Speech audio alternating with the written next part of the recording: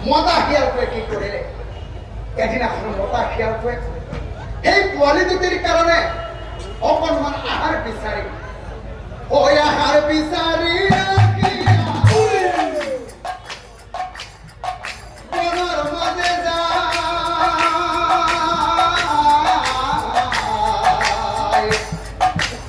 এনেকৈ বনৰ মাজত আহাৰ বিচাৰি ঘূৰি ঘূৰি ফুৰোতে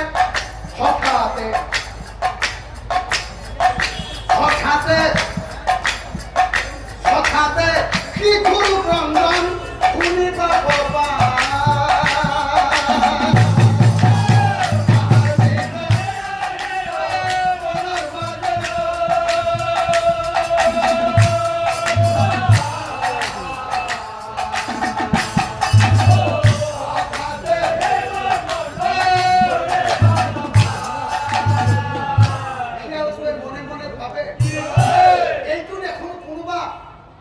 মনুষ্যৰ শিশুৰ ক্ৰন্দন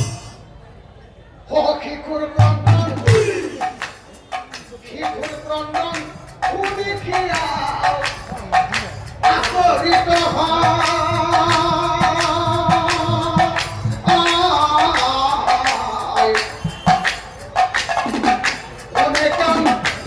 বুলি আগবাঢ়ি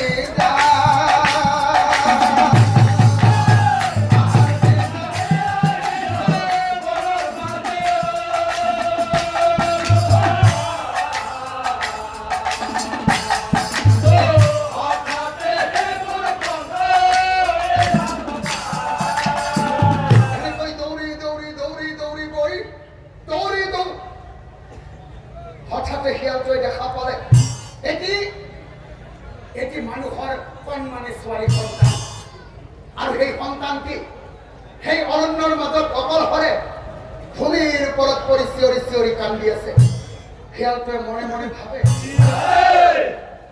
কোন বাৰু এই শিশুটিৰ নিষ্ঠুৰ পিতৃ মাতৃ কোনেনো বাৰু এনেকৈ অৰণ্যৰ মাজত অকলশৰে পেলাই থৈ গৈছে হৰি হৰি প্ৰভু মই এই শিশুটিক আমাৰ বাসস্থানলৈ লৈ যাম আমিতো গাঁতৰ ভিতৰতহে থাকো তাইতো আমাৰ লগত থাকিব নোৱাৰিব আৰু মই আজি ইয়াতে এৰি থৈ যাম তেতিয়া মোৰ মহাপাপ লাগিব হৰি হৰি প্ৰভু এতিয়া মই লৈ যাম নে ইয়াতে এৰি থৈ যাম এনেকৈ ভাবি ভাবি ভাবি ভাবি ভাবি ভাবি শিশুটা কামোৰ মাৰিল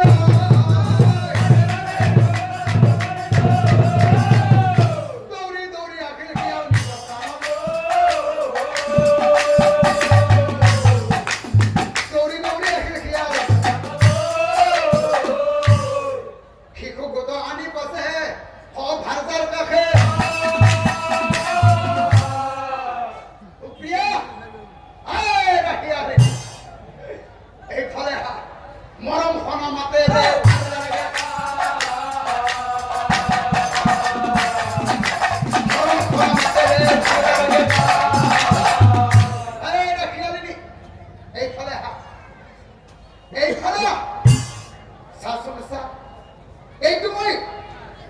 এইটো মই কি আনিছো চা এইফালে তই ভালদৰে চা মই কি লৈ আহিছো এইটো মানুহৰ কণমানি ছোৱালী সন্তান কোনোবাই সৌ অৰণ্যৰ মাজত পেলাই থৈ গৈছে এইফালে তই এবাৰ ভালদৰে চাচোন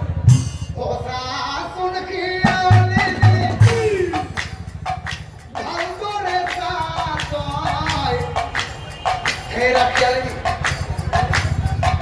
মানুহৰ সন্তানিটো দেখিছেনে নাই বনৰ মাজত পাই আজি লৈ আহিল মই বনৰ মাজত পাই আজি লৈ আহিল মই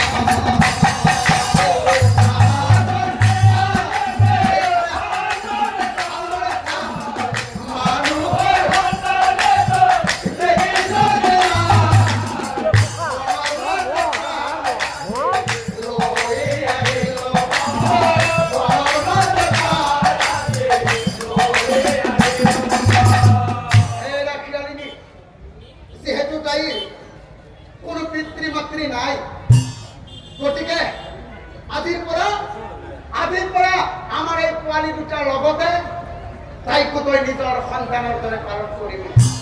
তই তাইক মাতৃৰ মৰম দিবি আৰু মই তাইক পিতৃৰ মৰম দিম। এতিয়া চাওকচোন বাৰু, এনেকৈ সেই খিয়াল আৰু খিয়ালি নিহালে মানুহৰ কণমানি ছোৱালী সন্তানটিক নিজৰ সন্তানৰ দৰে অতি মৰমেৰে ডাঙৰ দীঘল কৰিবলৈ ধৰিলে। আৰু এনেকৈ বহুত বছৰ পাৰ হৈ গ'ল।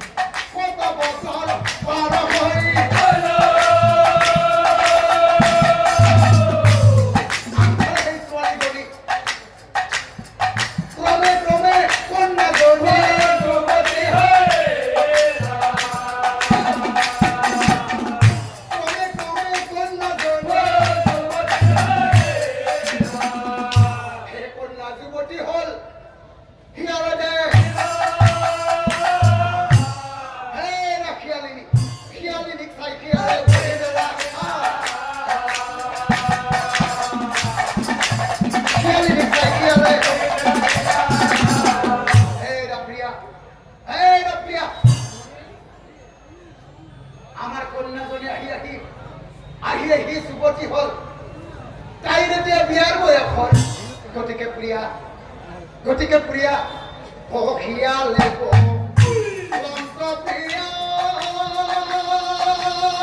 ও প্ৰিয়া শুনা পাওঁ মই প্ৰিয়া শুনা পাওঁ মই প্ৰিয়াৰ বয়স হৈছে গুণাৰ দেখিছ না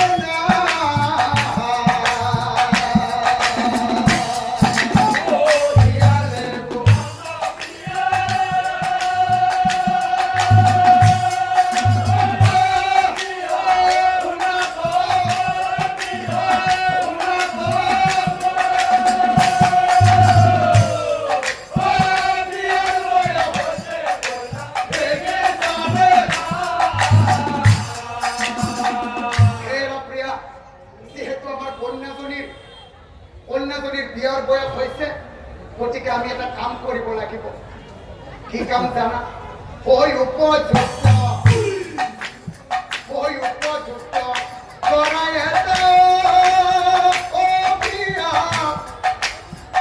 বিচাৰ পৰিচয়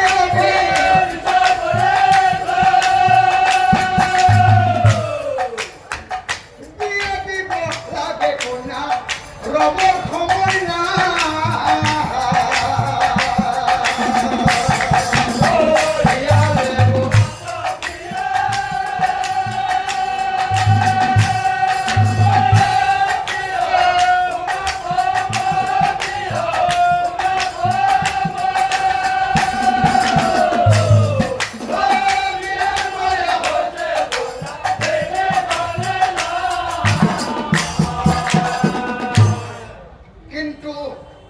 কিন্তু প্ৰিয়া, তাইতো মানুহৰ সন্তান, তাইতো আমি মানুহৰ লগতহে বিয়া দিব লাগিব।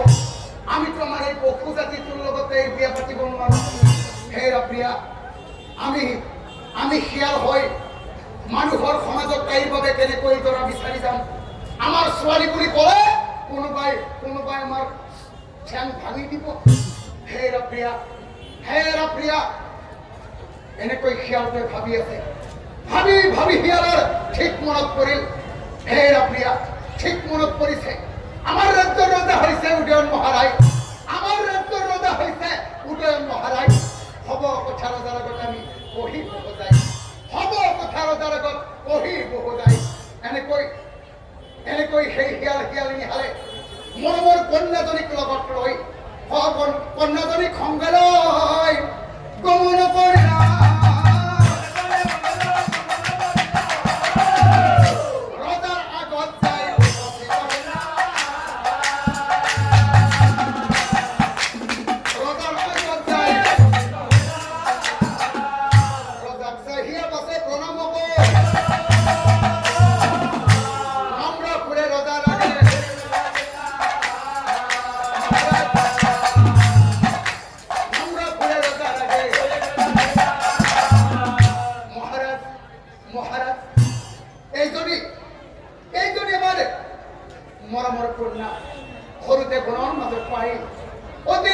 মৰমেৰে নিজৰ সন্তানৰ দৰে আমি ডাঙৰ দীঘল কৰিলো। গতিকে মহাৰাজ, আজি এটা ডাঙৰ প্ৰস্তাৱ লৈ আহিছো মহাৰাজ। ও মহাৰাজ,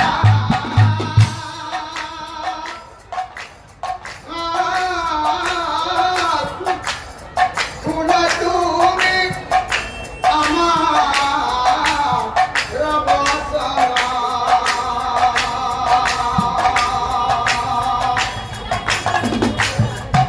এই কন্যা শুনি আমি বড় কত পাই,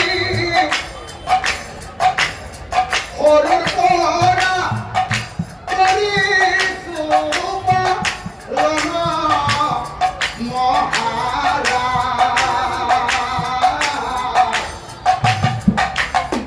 মহাৰাজ।